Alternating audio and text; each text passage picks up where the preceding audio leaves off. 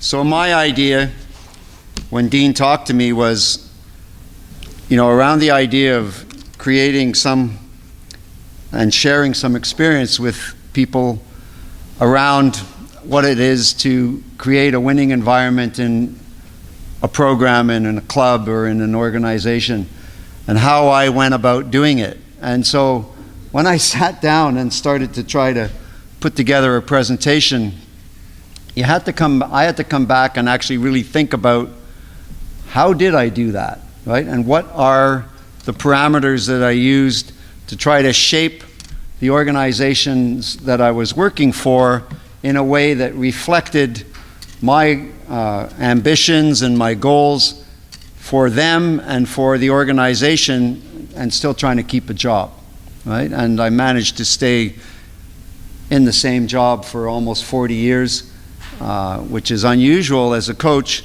but every 10 or 11 years I had to reinvent the job, right? So to give you a bit of background, I started swimming when I was 5 years old in Brazil, right? My dad went to Brazil, worked for Alcan, developed,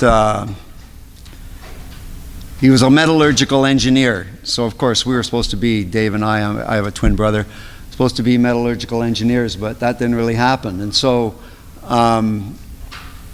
all the buildings that we see today, the Place Ville-Marie and downtown Toronto with the metal extrusion windows and all that stuff, his job was to develop the alloys that made these things last, or help them last 150 years. So he's a pretty smart guy, but he didn't understand sport, and he didn't really value sport at all. It was like, in a Catholic family with 11 kids, you were either a doctor, a lawyer, a priest, a nun, or something, a salesman or engineer, right? So you needed to be a professional in some way. So I can remember sitting at the kitchen table, about 10 or 11, maybe 12 years old, and it's a typical conversation at dinner time on a Sunday. Well, what do you think you're going to do with your life? And of course, like asking a 12-year-old kid at the end of a day playing hockey all day and having a great time, what he's going to do is like, why are you asking me this? This is a really bad question. I'm going to be a swim coach. And he just went nuts, right? Like, a swim coach? Like, nobody makes any money coaching swimming. How are you going to do that? What are you going to do? And so anyway, that was not a great start, but fast forward, go to McGill University, 1 day of engineering, right? Then I changed and went to science, 1 year of science, right? Then I changed and went to business because I wanted to swim, right? So I went and I took a business degree in management and marketing. And that's my professional or sort of educational background. But all the while wanting to coach swimming. And so, the pre-Olympic year in 1972, George Gate, our coach in Pointe Claire, was the guy who was the head coach of the '68 Olympic team, right? And he brought that to Montreal when we were young kids. And we'd go all the way from Hudson, which is a place about an hour and 15 minutes away, to downtown Montreal. My mom would drive us or whatever, and take the train sometimes, hitchhike sometimes.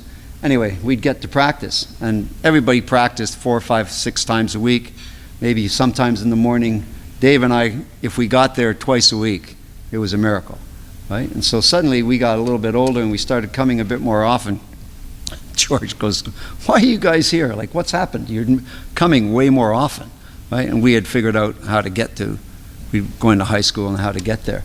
But I was telling Pierre just before I came in here that without the videos and without the PowerPoint presentations and everything like that, we had to listen pretty hard to what we were being told and learn how to interpret what was being shown to us, the typical Red Cross, show, tell, show, try. So you show somebody something, you tell somebody something, you show them again, and then you let them try. And then you go back around again, show, tell, show, try. And that's how you basically learn how to teach swimming and coach swimming and do all that sort of stuff. But George was ahead of his time, and he had all these videos from Ocean Falls, which is, if you don't know, a little town, 3,000 people on the coast of British Columbia. You can only get there by plane float plane, or boat. And he was coaching swimming in that thing. He was a lifeguard slash lumber guy who took on running the pool in Ocean Falls. And he got interested and he was a swimmer, but he became a coach. And he coached people into the finals in the Olympics out of this place of 3,000 people that nobody knew about, right? Great swimmers, Ralph Hutton, Sandy Gilchrist, all those kind of people that maybe you know or don't know. Doesn't really matter. But the point was he had an imagination, right? And he had an idea about what he was trying to do. And so we would go downtown to Montreal, an hour and a half. My mom would drive us or whatever. And George was coaching 2 workouts a day at that time. One from 4 to 5:30 or 6 o'clock, one from 6:30 to 7:30 or 6 to 7:30 or something like that. And we go, and my mom asks us after practice one day, "What did you do?" I said, "Oh, we watched movies." She went nuts too, because I just drove you guys an hour and a half and all you did was watch movies, right? Well, what was the point of that? The point of it was that it stimulated our imagination. It gave us an idea of what was possible. And he would keep telling the story of this 3,000 person town with boardwalks, no streets, rain 300 days a year, 20-yard pool, 4 lanes, and he coached these kids who ended up being Olympians and top 5 in the world. And in fact, Ralph Hutton was a world record holder in the 400 free. So that's my background. That's sort of the framework or the foundational point where this story starts, right? And so fast forward to 1972, 71, 72. Dave, my brother, made the Pan Am team in 71. I didn't make the team, didn't swim very well. So I didn't have anything to do in the summer. And George goes, "Why don't you coach the team?" I was just turning 20, 71, yeah, just turning 20, right? I was only 19 at the time. So I got the responsibility of coaching this team in the summer. And I didn't know what I was doing, but I thought I did. Right? And so I took the team to a swim meet in Manchester in the US and coached and swam them. Coached and swam in the meet, and then came back and went to Simon Fraser University for a year just to do something different. I got a permission from McGill, and I went there and did the thing with Paul Savage, who was a crazy American guy who didn't know anything about swimming but knew how to build a team, and swam there, and I swam really well, and came back and tried out for the Olympic team. Didn't make the team, finished 7th, right, in the 200 and the 400 free. So what am I going to do? And my idea was I'm going to go to graduate school and see what I can do and get a postgraduate degree and keep swimming. And so that's what I did. And Dave decided not to do that. And I'm standing outside the pool. It's post-Munich, which is pretty significant right now in that it's 50 years after the tragedy in Munich. It's early September, literally like 3 or 4 days after all this happened. George went to the Olympics, came back, was devastated, right? Didn't want to coach anymore, right? He didn't coach at the Olympic team, but he had been the head coach in '68, which was the most successful Olympics that Canada had had ever up until that point in time. 5 medals, right? Elaine Tanner, 2 silvers, bronze in the relay, Hutton silver, lots of great results in that period of time. So he says to Dave, "What are you doing right now?" And Dave says, "I'm not doing anything." He says, "Come to the house for a beer." We're only just turned 21 at that point in time. So Dave goes for a beer. I get ready. I go to University of Ottawa and go to school. But George is having this beer with Dave, and he goes, "How would you like to coach the team?" Dave goes, "Yeah, okay. That sounds like a good idea." He says, "Good. Practice starts in 20 minutes. True story, right? So Dave went, and he started coaching the team. And every week he'd phone me and say, "You need to come back and help me." And I said, "No, I'm not going to do that. I'm not coming." Right? By November, he wore me out, right? And I went back. And I actually got a job coaching swimming starting in January of 1973. Right? That's a little bit, it's almost, 50 years this January. Right? And I've been doing that ever since.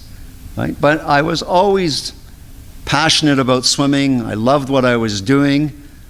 And they have this adage where the first 10 years you think you know everything. The next 10 years you kind of learn a whole lot. The next 10 years you realize you know nothing. And the last 10 years you kind of figure it out. I'm sort of at that point, right? But I've been lucky enough to sort of work my way through it all the way. So my swimmers were always really fit, I thought, anyway. And we worked pretty hard. But I always felt like they never really got to what they could get to, right? And there was something missing. And so my idea was, what is it? And I felt like it was the psychological side of the sport, the cultural side, the intangible piece that makes the difference between belief and non-belief, and how you're going to get someone to actually do more than what they actually think is possible, right? Which is what our job is, really, is to open up people's minds to the idea of what is possible, right? So I had to figure it out, and I found a guy. When you're in sport like I have been for a long time, you see people who are successful, and you recognize trends, and you see people who seem to have made a difference in somebody's result as a function of their intervention in the program. So I saw the New Zealand team swim really well in 1990 at the Commonwealth Games, and there was a guy there. His name was Keith Bell. Right? He's an eccentric guy from Austin, Texas, swimmer, masters swimmer, right? Not a very good swimmer, but a swimmer, but loves swimming. But he's a clinical psychologist, and he wrote tons of books about swimming and about the culture of how to win, right? And his most famous book, if anything, is called Winning Isn't Normal, right? Because it's not. Like only 1% of 1% are the people who win.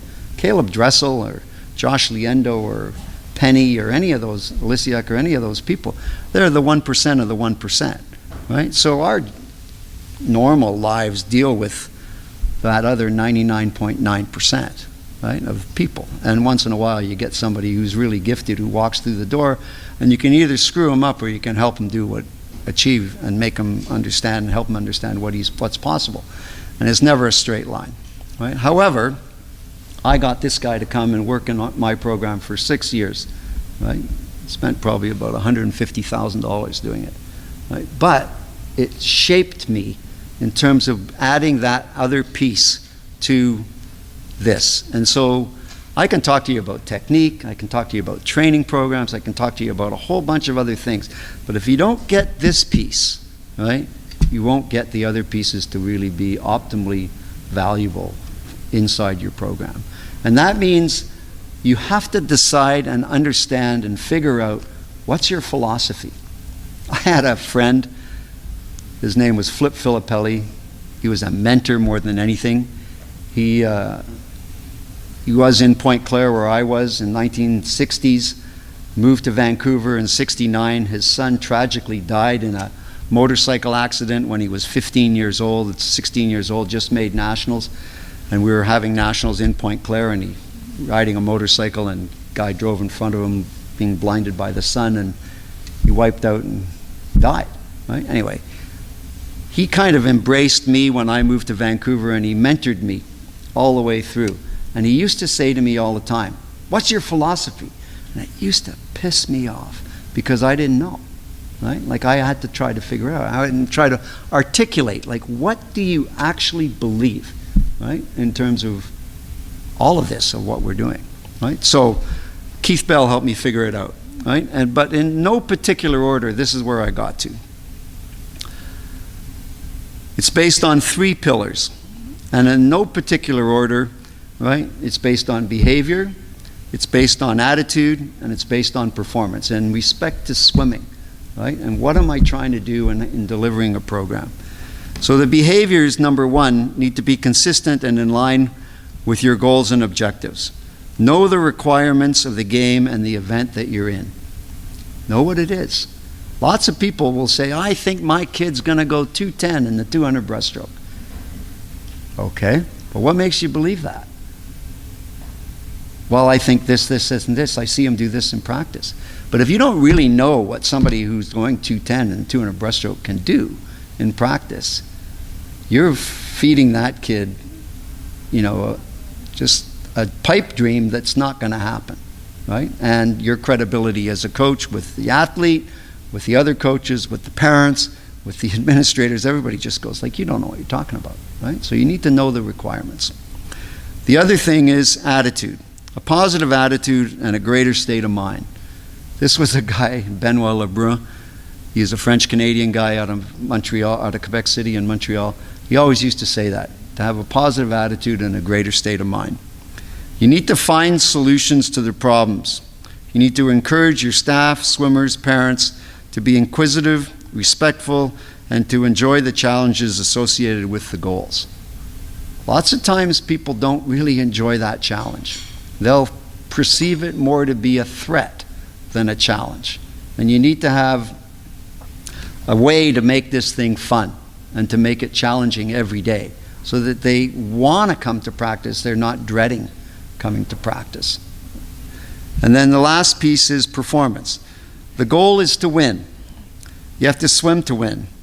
It's the name of the game. This does not mean that you win at all at any cost, but rather to pursue excellence in all aspects of what you're trying to do. Right? So you got to be good at most things. You got to know how to kick. You got to know how to pull. You got to know how to turn. You have to know how to start. You have to have all the intricacies of what's going on. But when you're evaluating a program, your own program, or an athlete or anything, evaluate them on those three pillars: your attitude, your behavior, and your performance. Very often, if they're not in line with each other, there's a really easy place for you to say, well, your performance doesn't reflect what your attitude and behavior is, so we think you can do more. Or your behaviors don't reflect what your performance is, right? You're not inconsistent in your training habits or whatever it happens to be. So these three things need to be pretty much in line all the time. So the question then becomes, how do you create that, right? How do you create those kinds of situations and that kind of an environment for the kids or the swimmers to work in? They hate it when I call them kids. Anyway, my first point was read a lot. You need to read a lot. And right now you can watch videos and it's easy, but back in our day you had to read, right? And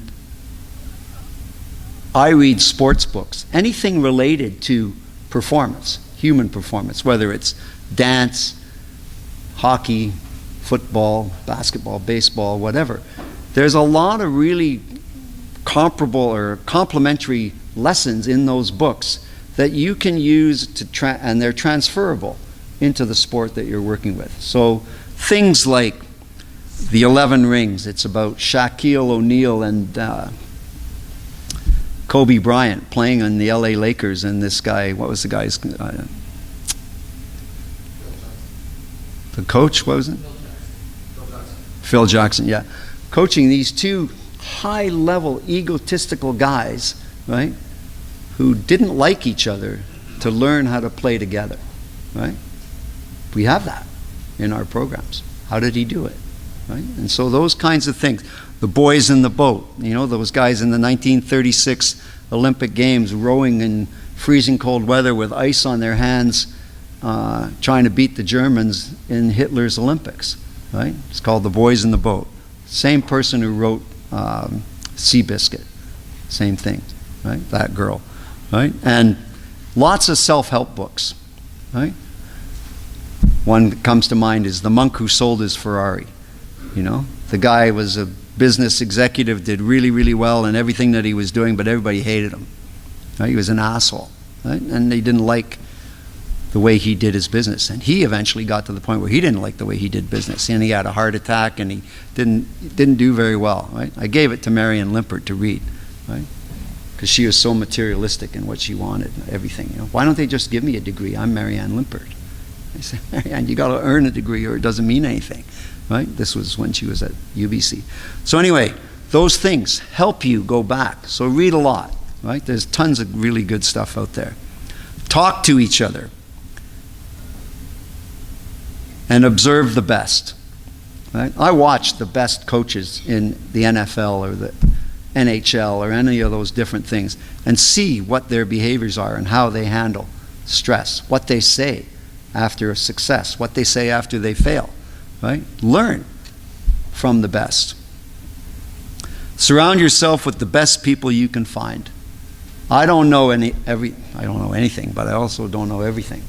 Right? So I don't try to pretend to know stuff that I don't know. I just try and find people who know what I don't know, who can help me.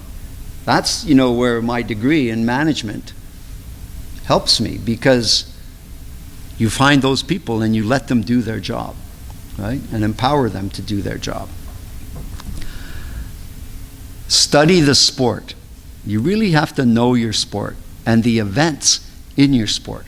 So that means you need to be connected with what's going on politically, what's going on in every facet of the country, provincially or locally, provincially, nationally, internationally. If you really want to do justice to your swimmers, you need to know the sport, and you need to capture the swimmer's imagination around that idea. Right? Be engaged at all levels. Build your sport as a profession. This was a pretty big one for us.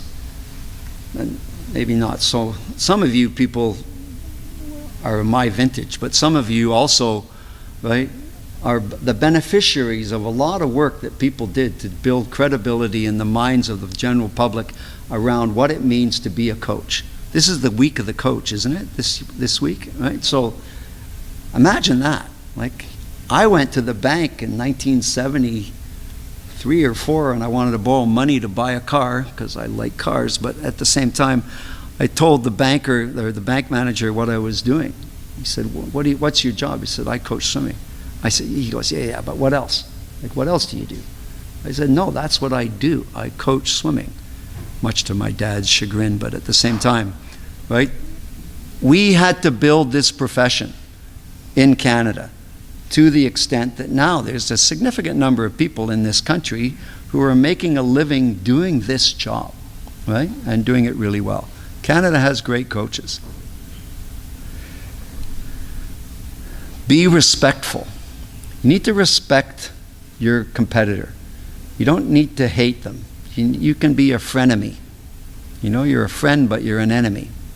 You need to be able to compete really hard against somebody, but still be able to go out and have a beer with them, or have a sit down at lunch or something, or just have a laugh, right? So you need to be respectful in every way, particularly towards your fellow coaches, but also your fellow athletes.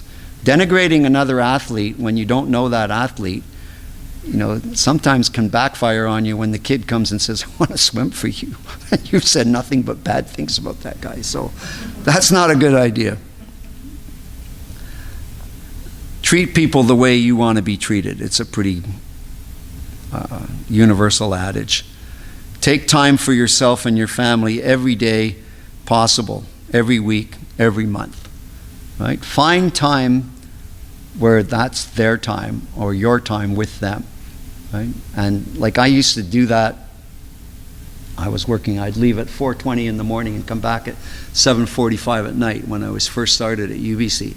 And it really hit me one time when I was home from the World Championships in '99 from Hong Kong, and I'm sitting at the breakfast table. It's April, it's a sunny day, it's in Tsawwassen out in Vancouver where you catch the ferry, and I'm sitting at the breakfast table, and at that time, so 99, 11-year-old boy comes, Mark, and he says, he's looking at me sitting at breakfast table, and he goes, "Why are you here?" I go, "I live here," right? And he goes, no, but like, why are you here? And what he meant was, it's not normal for me to be there, right? And it actually made me move from Tsawwassen to Vancouver, take on a huge mortgage, do all these things, because I realized I don't even know my kids, right? And I need to know my kids, and I need them to know me. So take time.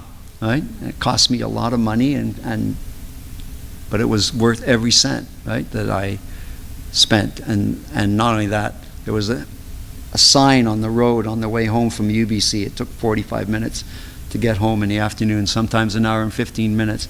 And it was a real estate sign, and it said, if you lived here, you'd be home, right? And it used to really annoy me, that sign. So I moved.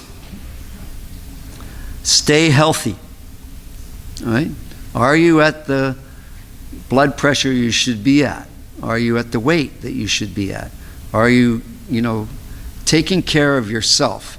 Because if you don't take care of yourself, how are you going to take care of all these other kids, right? I don't know about you guys, but when I coached swimming and I was fully engaged, at the end of 2 hours, I was dead, right? Like exhausted. But every day, for most of my career, I would take at least an hour where it was my time, where I needed to take care of me. Right? It didn't mean I had to exercise necessarily, although a lot of times that's what I did.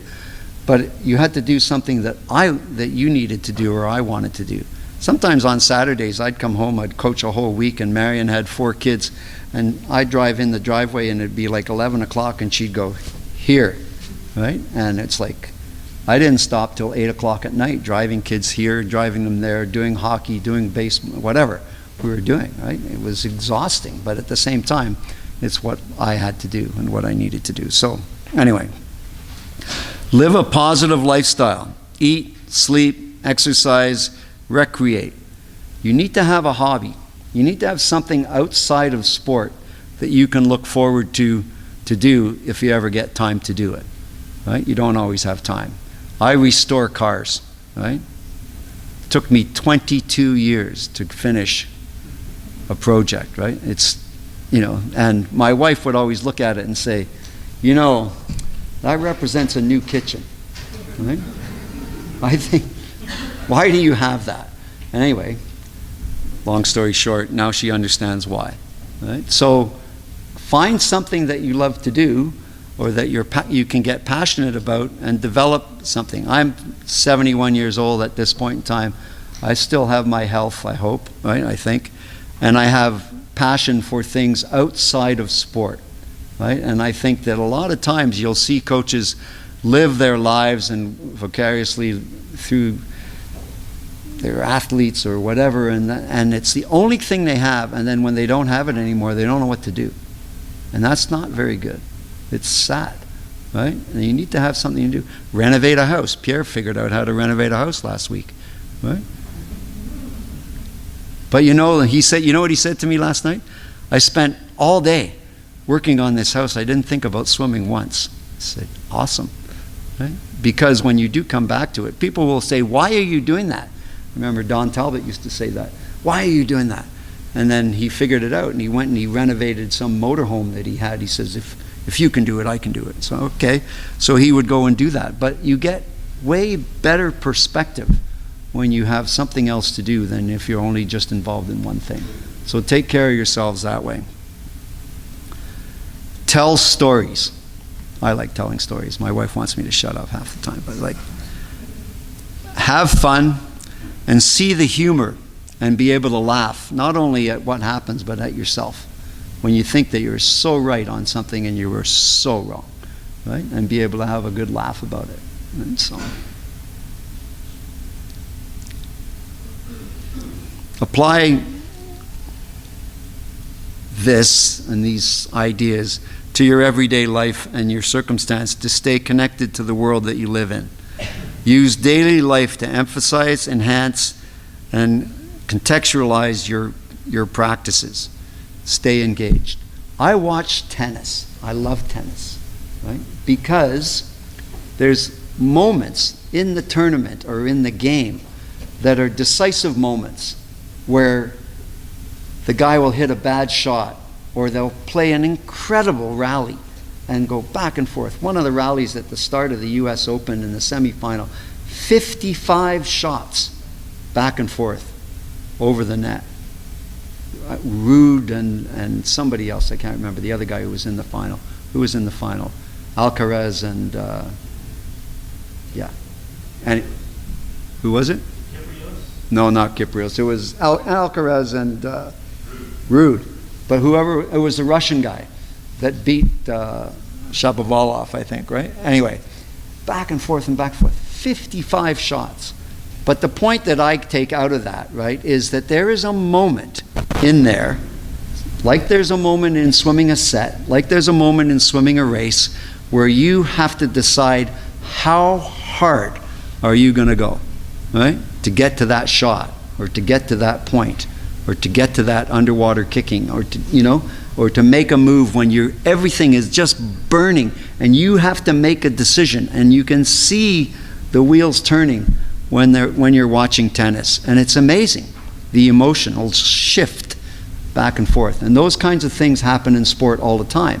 And I think you can take those things and apply them, and this is what I mean about contextualizing these everyday life occurrences into your practice, right? Whether it's the Russians invading the Ukraine, or tennis game, or a football game, or a golf game, or anything, because everybody's different. Richard Funk loves golf, right? Somebody else loves NFL football. Brent Hayden doesn't give a shit about anything except photography, right? So you have to be able to connect with your people and bring their world into your world and your world into their world. So you have to put that into a context. Know your sports history. I love the 100-year anniversary thing, right? In Swim Ontario. When Canada, you know when Canada swims its best? Do you? When Canada is absolutely at its best? When Ontario swims well. Think about it, right? Ontario wasn't swimming very well a few years ago, right? And we weren't very good, right? We were trying. We still had good results here and there. But if we want Canada to be really good, Ontario needs to swim well. So you guys have a big responsibility, right? And you should love it and be proud of it and know it, right? Know your sport, know your history. So when you see Marilyn Bell out there swimming Lake Ontario, and you know, I saw the Canada Games from 1981 with Ann Ottenbright's name on it, right? And all these different things. It's pretty cool, right? And you need to celebrate that. So know your sport and know your sport history. Know Canadian swimming history. You need to know that we swam and won 5 medals in the '68 Olympics, and you know, all of that, and how hard it is. You think, oh, we can do that, right? It's hard, and it's getting harder because more and more countries are now competing on that world stage. When we swam in the '76 Olympics, there were 8 countries that won medals, right? In Atlanta, I think there was 700 swimmers, maybe that's high. Now they're limiting it to 1,200 swimmers at the Olympic Games, right? So the proliferation of countries that are producing results is more and more and more, and the margin of error is smaller and smaller and smaller. And the really interesting thing is that nobody's doing it the same way. There are no secrets. Everybody's doing something different, right? And so you go to the race and the guy's swimming within 2/100ths or 1/100th of a second of what you've been doing, and you think you're on this path and he's on that path, and you come together and they touch the wall within 1/100th of a second of each other. It's pretty cool, right, to see that happen. So talk to each one of your swimmers every time they're in the pool. That's not easy to do, because consider that you have maybe 90 minutes for a practice, sometimes 2 hours, but 90 minutes, let's say, for a practice. Out of those 90 minutes, you're probably trying to swim an hour and 15 minutes of it, or 75 minutes of it. So you have 15 minutes of time to basically get your message across, interface with each athlete, make a difference, and move to the next kid, right? And you only, in some cases, 10 seconds. And you got to make a difference. So you're on show. So if you come to practice and you're not with it for any part of that practice, you've lost an opportunity to get Ontario to where they should be, Right? So you need to be very productive in what you're doing. Right? And sometimes it goes really, really well and you feel like I just nailed that, and other times you walk out of there and say that was the most useless practice I've ever coached in my life. Right? Either because the athletes weren't with it, right, or you weren't with it, or both, right, or a combination thereof. Right? And sometimes you don't know what's going on in another kid's life. You know, whether their parents are breaking up, or they're sick, or their grandmother's dying, or whatever, right? Or they got beaten up at school, or they failed an exam, or who knows, whatever, right? So you need to be sensitive to all of that too. So you got to pay attention. If you're not paying attention, it usually bites you. Be prepared to be challenged and questioned by parents, coaches, swimmers, and administrators.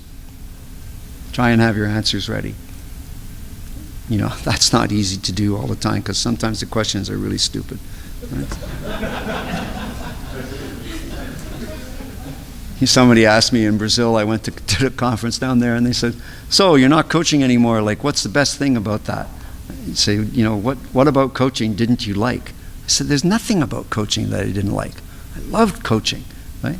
I just didn't like dealing with stupid people, right? I got tired of doing that, right? So, admit that you're wrong, or that there may be another way. It just may not be your way. And so I have in brackets, boys versus girls, and I was having a conversation this morning about that. How to coach boys versus how to coach girls. And we all, in swimming anyway, in a lot of places, put the boys and girls together all the time. And they're completely different, right? And what they want, the girls love process. The girls love the routine of it and everything for the most part. And the guys, they only want the result. How do I get to the result? Right? They don't care about the process most of the time. Their brains aren't, my sports psychologist says, most of those guys, right, and you girls can relate to this, right, that most of the guys don't get to be mature till they're well over 30. Right? You know? So think about your boyfriends and think about your significant others or your swimmers, right? Like your brothers, whatever. She says more, I was being nice, I said 30, but she says 35. Right? It's probably true. But physiologically and psychologically, men don't reach maturation till they're in their 30s, psychologically. Right? So when you're trying to get some of these people to do some of these things at 18 years old, right? It's no wonder that you have, you know, issues with people waking up and, you know, in the gutter in Barcelona, right? And wonder why they're behaving the way they're behaving, right? So there is no right or wrong way, just an infinite number of possibilities to address the issue in an event and I can't read my own writing. An issue for an event. So like, what works with swimmer X doesn't work with swimmer Y. And it changes during swimmer's career path. What I did with Brent Hayden when he was 19, 20, 21 years old versus what I did when he was 38 years old, those are two different things. And I'd get coaches saying, tell me what you do with Brent Hayden. And I say, you don't want to know. Right? Because if I told you, you would maybe take that out of context, but you have to understand what Brent Hayden did. All those earlier years, the 6,000, 7,000 meter practices and the different things that he would do versus, you know, the 2,000 meter practice that he would do now, right? And I had swimmers, even when he was at his best, say, I work harder than Brent Hayden. Maybe, I don't know. But how do you know? Well, I swam 7,000 and he went 5,000. I said, yeah, but Brent didn't miss a stroke in 5,000. And you went 7,000 meters and more than half of it was not very good. So you have to take it in a context. And so then, you know, when you coach in a center like I did, and I had that opportunity for the latter part of my career from 1998, so 25 years of my career, almost half, was the individualization of his program or other athletes' programs. And you get in the developmental phases, like, why is so-and-so doing this and I have to do that? And they ask the question, they feel hard done by because they're being asked to do something that the other person isn't being asked to do. And you have to educate them around the idea that this is what they need, this is what you need. And then you get the parents saying, well, you know, Johnny is swimming way more than my kid needs to swim more. I said, your kid can't swim any more than that. They swim anymore, you won't have them swimming, right? And so that's really hard. Those are hard questions and hard situations to deal with. But there is no right or wrong way.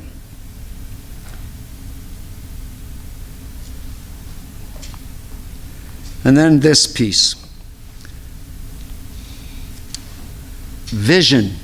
I've been accused of not having any. But vision is like, what does the end point look like? What's end point visualization? What does it look like when your team is a championship team?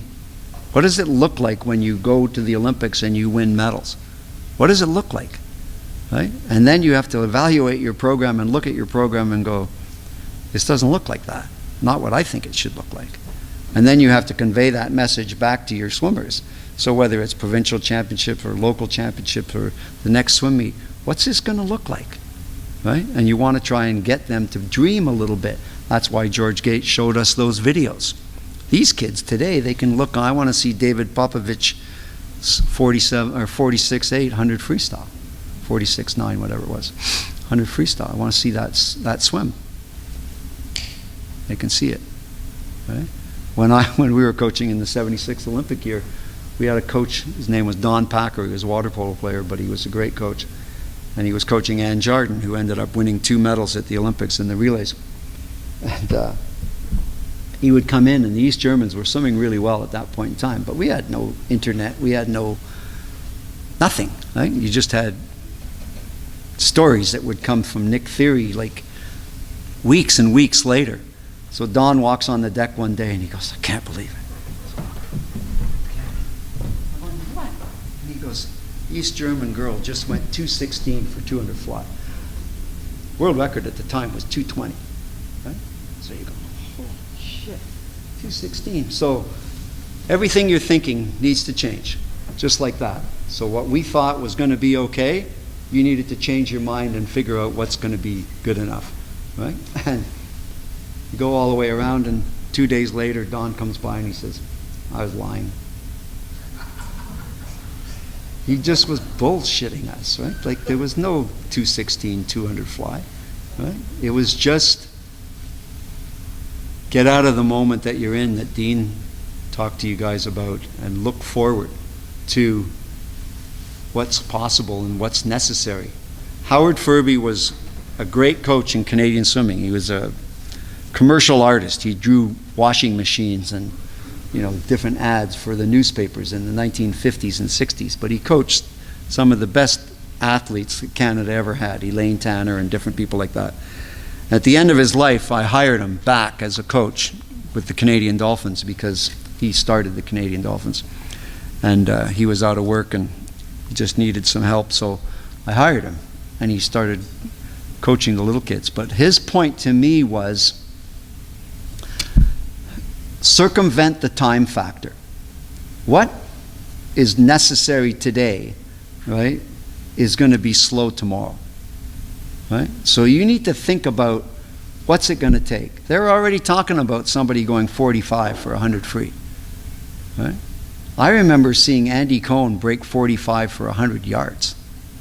I'm pretty old, but anyway, that was amazing. I saw the first girl break 5 minutes for 400 free in Montreal and St. Helens Island. Right? Now Summer McIntosh went 4:29 at 400 IM. Right? And I would tell our kids, my kids, that story when I had Overholt going 4:32 in 400 IM. And I could barely go 4:30 and 400 free when I was swimming. Right? So it's going to change. And so then somebody says to me, why? Why is everybody swimming so fast today, right, compared to before? Right? And I'm going to tell you why later. But right now, These are comments. How's my time anyway? 2:20, getting there. These are the comments that I got from Nadal playing tennis. Right? Remember, if you watch tennis, you know that he's won more Grand Slam championships than any athlete, and he trains like so hard.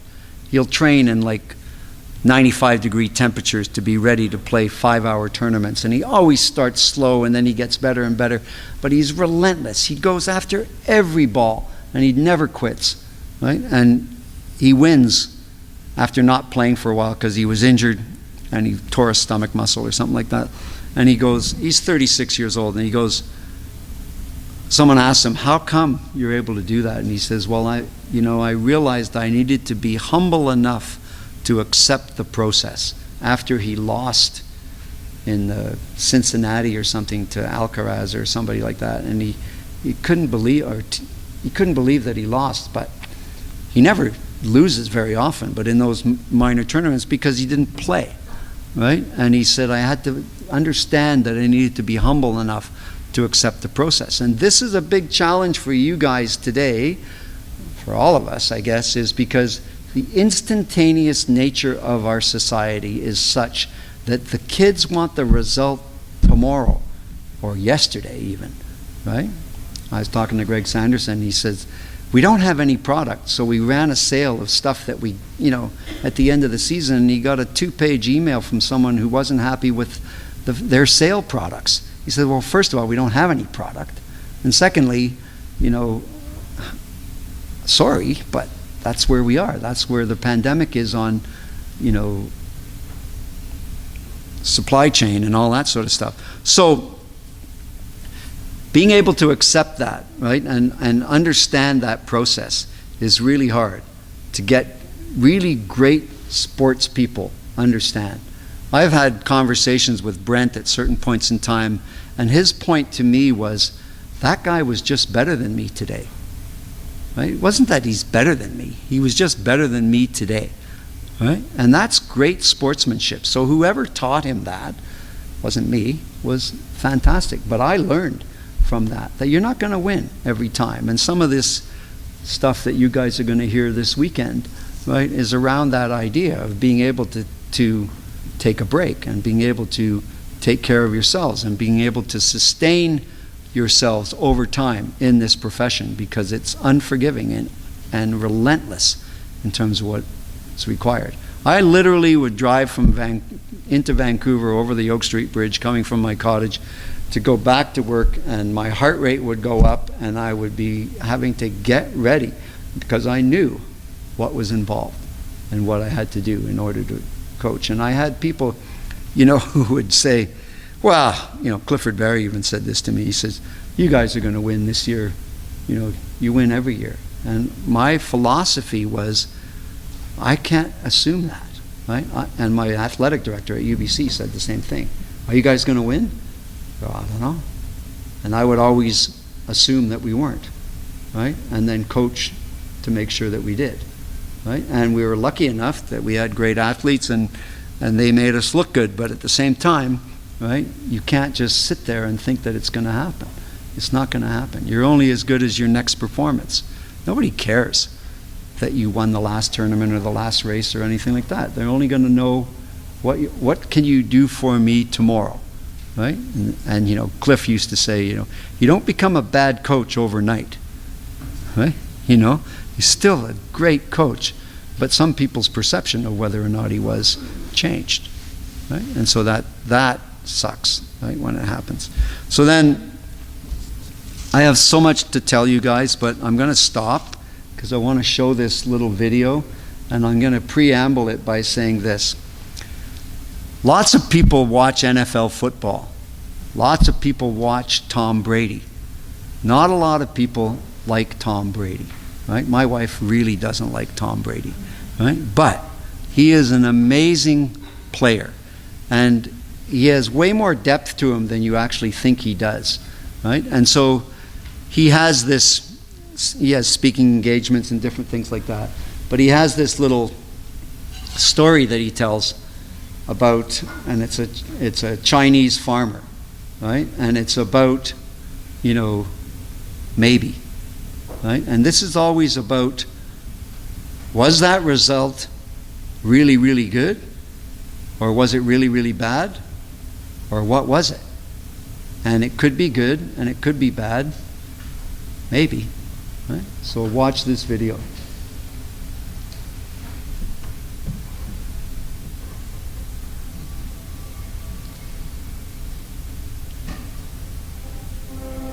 Once upon a time, there was a Chinese farmer who lost a horse, ran away. And all the neighbors came around that evening and said, "That's too bad." And he said, "Maybe." The next day the horse came back and brought 7 wild horses with it. And all the neighbors came around and said, "Why, that's great, isn't it?" And he said, "Maybe." The next day his son was attempting to tame one of these horses and was riding it and was thrown and broke his leg. And all the neighbors came around in the evening and said, "Well, that's too bad, isn't it?" And the farmer said, "Maybe." And the next day the conscription officers came around looking for people for the army. And they rejected his son because he had a broken leg. And all the neighbors came around this evening and said, "Isn't that wonderful?" And he said, "Maybe."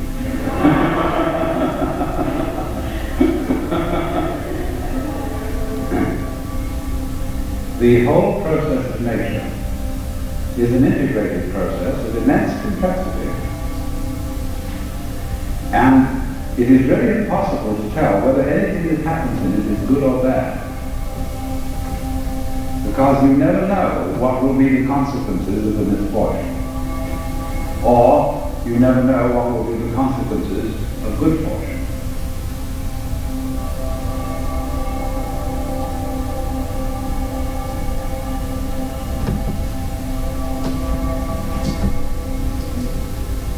So that's part of my philosophy, right? Because Brent Hayden not making the finals in 2008 when he was the world champion in 2007, because he was thinking too much about the relay that he screwed up in 2004, right, was maybe what drove him to win a medal in 2012, right?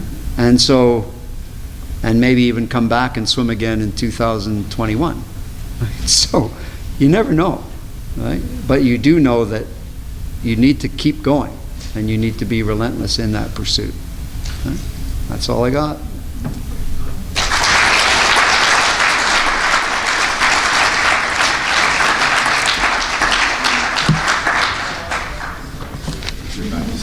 I am back this afternoon, and I'll